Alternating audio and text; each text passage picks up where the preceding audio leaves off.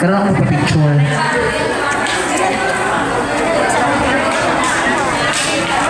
Nasaan po si Uncle Zaldi Almarines? Kung wala pa po si Uncle Zaldi, we will proceed to Lola Virginia Almarines Corpus. Uy, Yogi. Nasaan si Lola Virginia Almarines Corpus? Ito.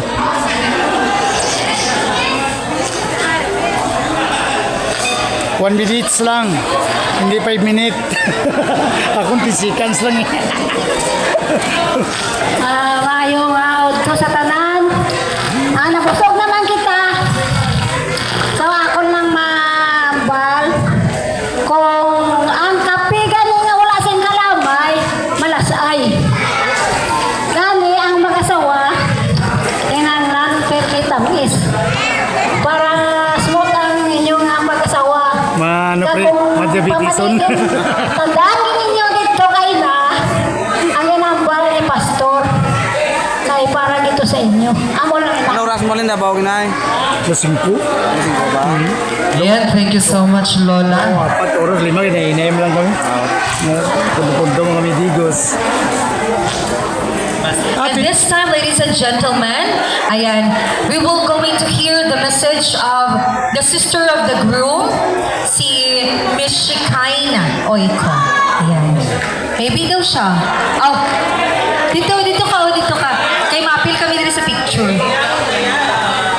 Gusto niyo ipag-ipi ati niya? Sige. Good afternoon everyone. Sa tanan nga nagtambong sa sa humanghod sa akong bagong nga manghod. Thank you so much. And for the message to the couple, congratulations, Ken. Best wishes to Ain Ain. And I really do hope that you will take the advice of your elders, your ninong and ninang, pastors, that you will put God in the center of your relationship and also always choose each other. So back then I was really solely hoping for the success of my manghod, Ken.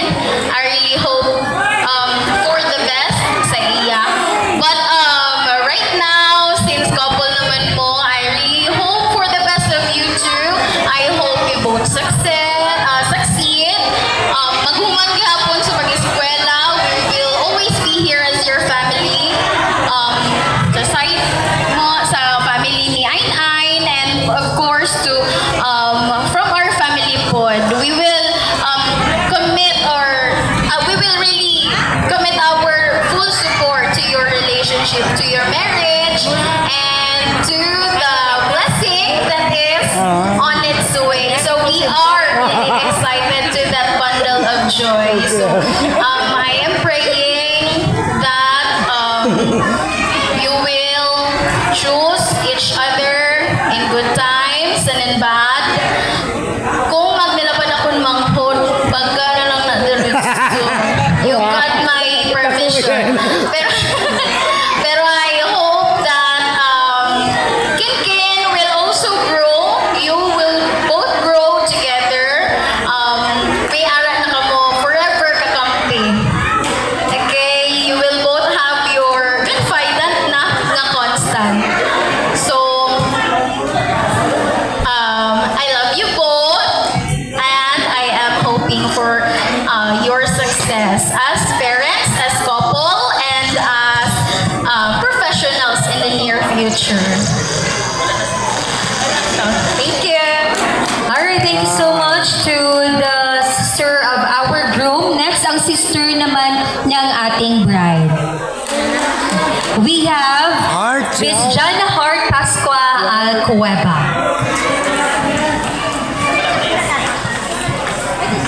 Basin isa ka yellow pad ang speech ni Hart.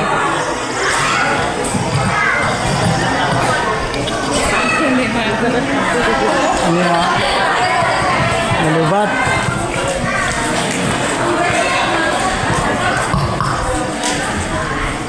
Sulat ko tanan para hindi ko malimutan. Dayaw na.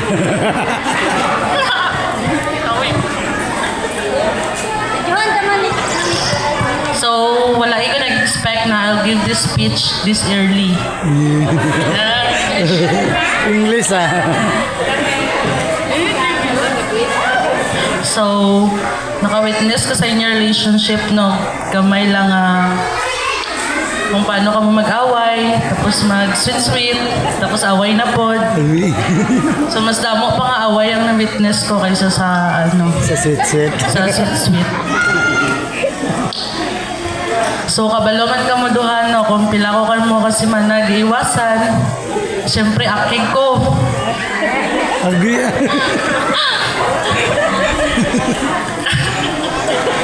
Basahan na lang. Lipatan niyo na yung basa. Aki ko kay hindi para sa akon, syempre para sa ating parents, kay kabalo man taga.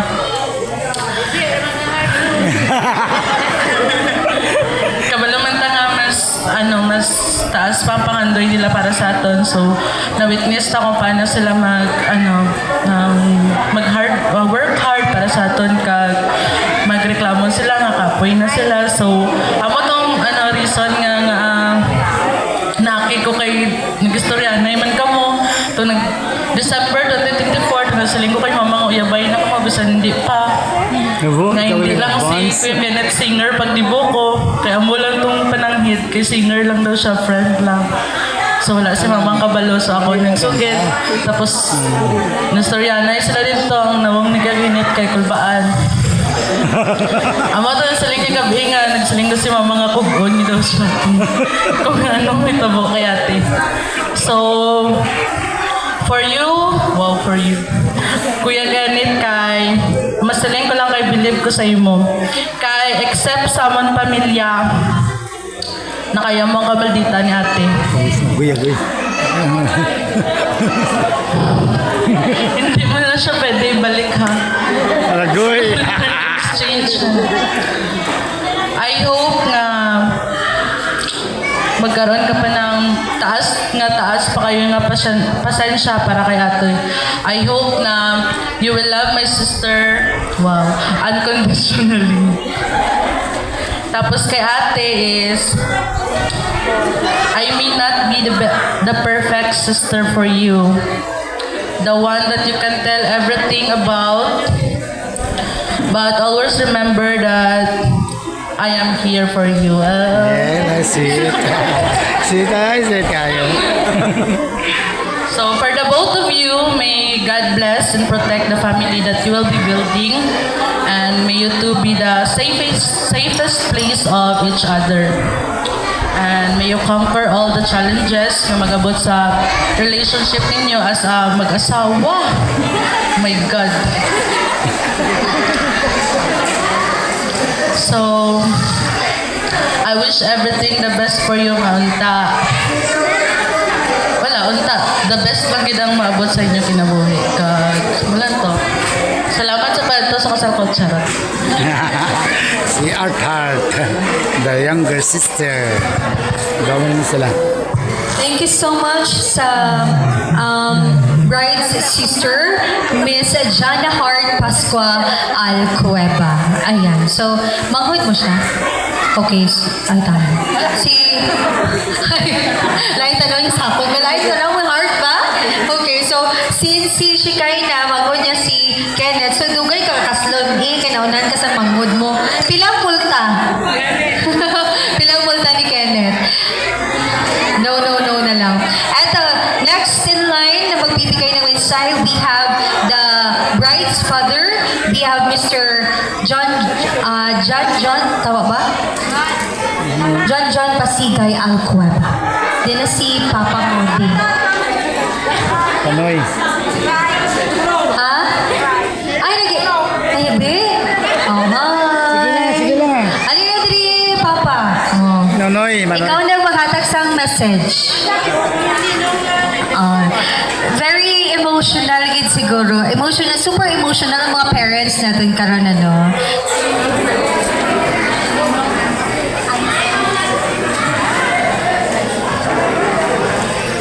We have si Ninong Hansel Teresa Aradre. Nabunutan ka pa. Diba? Di na si Ninong Teresa. Ari gali. Emotional gid ang papa sa aton nga bride. Pinalangga gid nga bata bay. Amo gid na normal. So ikaw na ninong. Sige, mayong hapon sa tanan. No, ang ma-advise ko lang sa ako ni Yada kag Yado, na unta sa panahon sa inyo nga pag-upod, unta magtawhay ka mo, maglambinganay ka mo, pero minti, kag ang away natural lamang gid, pero madala man lang gyapon na sa istorya kung sa inyo nga duha kung ano man ang halinan. So subayon ninyo ang ginalinan kag para matapos ang tanan. At tapuson na lang gid. Kag amo lang to ha. Dapat ka salamat.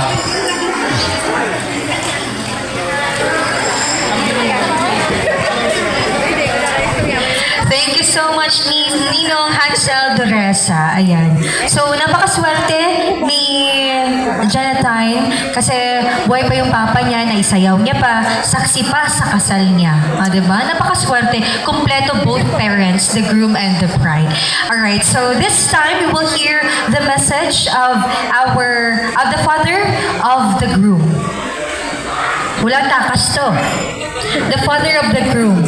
Ay, nagababay-babay siya sa akin. Hello, ano siya? Hello daw. patubos kay mama sa groom. Okay, so, mag-proceed. Abi ko nung akigan mo, kuya. Alright, so we will proceed. So, sa groom's mother, we have Mrs. Joves Cordero Papna. Ikaw na po, mami. Papna Oiko. Kalipot mo sa Oiko, wala Oiko dali. Alright. So, sa mga babae, nagidang babaan ba, no? Sige. Nahambal ko naman kagabi ang akon nga buot ihambal sa ila, but then may ara pa ko nga additional advice sa akon nga bata sa kay Kinet tungod kay kita nyo man damo gid siya barkada kag sa iya nga mga barkada nakabalo na kamo sa responsibilidad ni Kenneth, may ara na siya asawa, and so to have a bundle of gift of their own, kabalo na kamo sa iya responsibilidad. Hindi man sila nga hindi na kamo niya siguro i-priority, pero may ara lang certain time nga kinahanglan inyo siya nga sabton tungod kay may ara na siya pamilya nga atimanon. Kung sa una ako nagaugta sa iya kay ginasibatan niya ko permi kami lang atuwan na sa balay matulog tugay ko matulog kay ginapanilagan ko natulog na siya gali kay ginapanilagan niya man ko kung natulog na ko kag magsibat siya kag mag-adto sa barkada, which is para sa isa ka ginikanan kanang mahadlokod ka nga basi kung ano ang matabo tungod sa aton nga mga palibot karon nga mga damo pud sa mga ratso. Ang akon nga mga worries karon basi maadto kay ain ha. Hindi niyo siya pagpaugtason tungod lang sa barkada. Kinet, hindi man sila nga iwasan mo na imo barkada, pero may ara siguro nga nang purpose kag ano ang barkada. Dayon akon gid nga i-priority mo gid ang imo pamilya. Be a responsible father because you will be a father of the family. You will be haligi. Kabalo ka kung haligi, kung luya ang haligi kabalo na ka matumpag baw ayaw man. Dayon tuain ayaw gid siya pasugti sa iya nga gusto kay base maanad siya. Hindi siya pagpaanada. Sa karon pa lang hindi pa gitolerate kung ano ang iya nga kuan. May ara gid time para sa everything. There's time for everything, and i-priority gid most of all your family. And let God be the center of your life, of your family. Let God namo na siya. Basta let God and let love so that your family will grow stronger and be a successful mother and father of your own.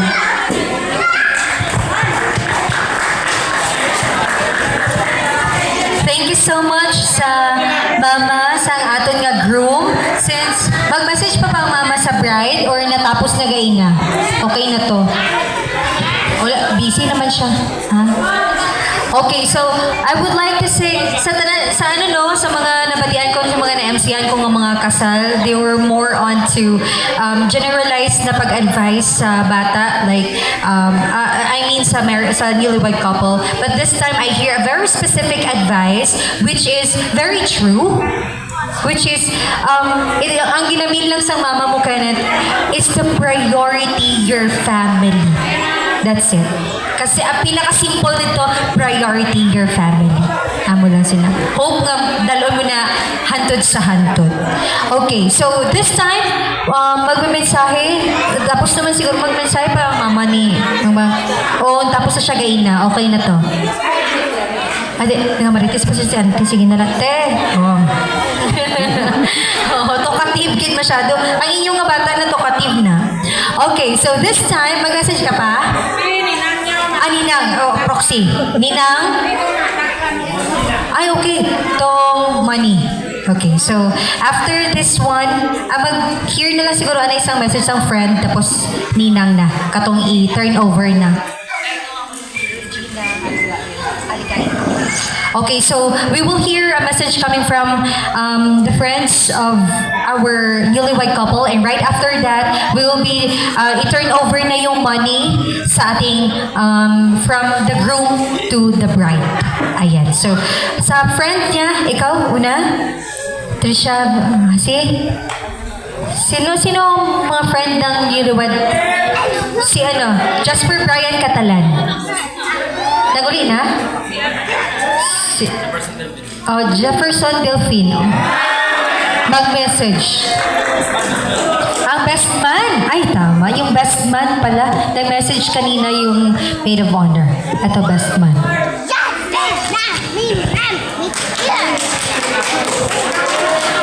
Sa susunod na halalan, siya po itatakbo bilang mayor. Sana po ay inyong char lang. So, good afternoon everyone. Bart, congrats sa inyo.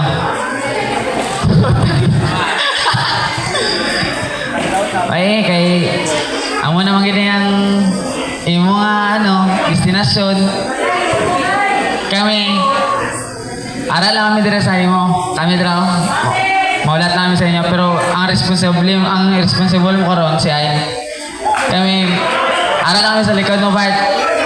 Kung mag-away mga mo, palapit ka lang sa amon kay tagaan ka naman sa isa ka dukol. Basta palangga sa Ayn, Bart. Ay, kung dumol na, sugid sa amon. Hindi naman na i-tolerate Ayn. Basta Bart, amo lang to yung balko.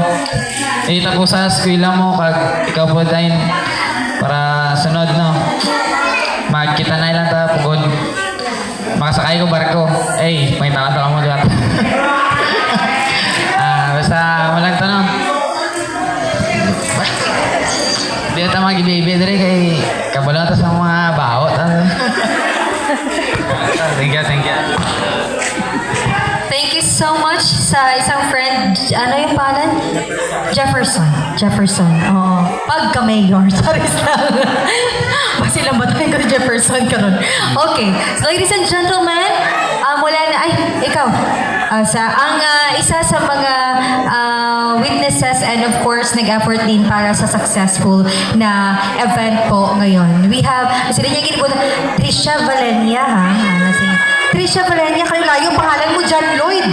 Okay, ito si John Lloyd Valenia, ang isa sa friend ng ating newlywed couple. So, may hapon sa tanan, no? And also sa family ni Oiko and ni Jonathan. So, actually, si Jonathan, or ginatawag ko nga kambal, why kambal? Kaya since high school, sabay na gid kami hindi lang sa volleyball, kundi sa amon gid nga relation nga like we are one nga pagkatao. Ako saksi ko sa tanan. Like, sa ilang nga first meet, kitungod po sa akon. Dili ako ang reason why nagabot sa akong sini. Actually, first nilang gid nga meet is tong pagtimpo po sa Kidapawan. Nag-invite amon nga barkada. Nag-study ko sa CMC and si Jonathan sa CDK pa. So, lapit lang amon balay sa boarding house ni Jonathan. So, kontak kami nga, timpo po maglagaw sa plaza para ma-enjoy kay Mingaw. And so, nagkasabot kami nga magsabay. Then, nakita kami nila Kenneth. Then, dito na, nagkilalahanay gid sila. Dito sila kilalahanay. Pag uli, namakot si Kenneth. Sino tong barkada mo nga babae man? Nabala ni Kenneth. So, example ko, sino dito? Kaya doon mo ko barkada nga babae. Daw halos na nabi babae. Kaya binabae gani. Pagkatapos sa to, habal niya, tong isa, tong sa CDK, si Jonathan. Habal ko, ay ato si Kambal man to, may uyab ba to siya? Bukso na sa iya dati. Hindi pa sila, Then, tong pag-stop ko sa CMC, wala na kami racing connection ni Jonathan. Then, nakibot na lang ko nga pagbalik ko eskwela sa North Valley, nag-transfer ko. May nabatian ko nga kay, ako gusto ko ganun magpadayon eskwela sa North Valley. Si Kenneth nagabaga dito na lang kay may arasing mga scholar gani. So, at least matabangan ko. Kay ako is independent man ko sa sarili ko po no gabay eskwela. So, dakong pasalamat kay Kenneth. Tong nagkasabay kami, tungod kay Kenneth, nagsabay kami sa isa ka balay kay Auntie nga mga libot. Magpasalamat po ko sa iya. Tungod sa iya na libre amon nga pagpuyo dito. Then dito ko naman angid sa pila ka tuig nga wala kami connection nga nag-uyabay na gali sila duha. So lagi ko kabalo nga sila nagali na shock ko sino ang uyab ni Kenneth. Tapos tingala ko ginatago-tago niya ka video call hindi ito pakita sa akon. Pagkabalo ko nga si Kambal, doon na shock ko, ambal ko. Doon dati, doon ginapangayo, niya pa man lang ang Facebook. Karon sila nagali. So tapos sina, habang nagaklase, padayon ng eskwela, nung uyab na sila, kaaway ni sila, daw mga kuring kagido, like literal nga daw may arasin. May matampaan, kay sobra kaaki. Ano na yan? Ako ko wala yung basic edit, sige na sabay-sabay kada yan, nature, ang mga obra nature, pag sila okay ni Kambal. So, pag sa to, so, pas